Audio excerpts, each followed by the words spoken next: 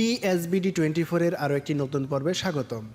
Viewer, আজকের পর্বে আমি দেখাবো ডাইং প্রসেস লস ক্যালকুলেশনের বিস্তারিত। প্রসেস লস ক্যালকুলেশনের সূত্রগুলো হলো, প্রথমেই দেখাবো নিট ফেব্রিকের প্রসেস লস ক্যালকুলেশন। নিট ফেব্রিকের প্রসেস লস ক্যালকুলেশনের সূত্রটি হলো grey fabric weight minus finish fabric weight divided grey fabric weight into 100। ধরুন 500 কেজি ফেব্রিক নিয়ে আপনি ডাইং করতে গেলেন এবং ডাইং ফিনিশিংয়ের পর 460 কেজি ফেব্রিক পেলেন। এখানে 40 কেজি ফেব্রিক কমে গেল।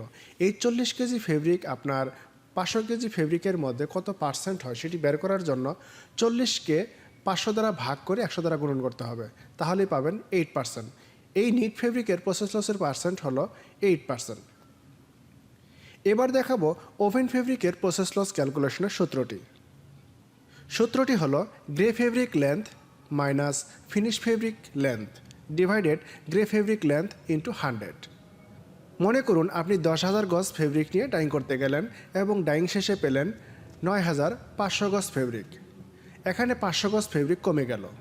তো এই 500 গজ ফেব্রিক আপনার 10,000 গজের কত পার্সেন্ট হয় বের করার জন্য 500 গজকে 10,000 গজ দ্বারা ভাগ করে 100 দ্বারা গুণ করতে হবে, তাহলেই আপনি প্রসেস লসের পার্সেন্ট পাবেন।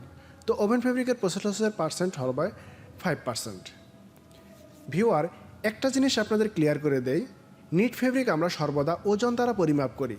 তাই নিট ফেব্রিক প্রসেস লস ক্যালকুলেশনের জন্য ওজন ব্যবহার করব এবং ওভেন ফেব্রিকের প্রসেস লস ক্যালকুলেশনের জন্য আমরা লেন্থ ব্যবহার করব, যেহেতু আমরা ওভেন ফেব্রিককে গজ কিংবা মিটারে হিসাব করি।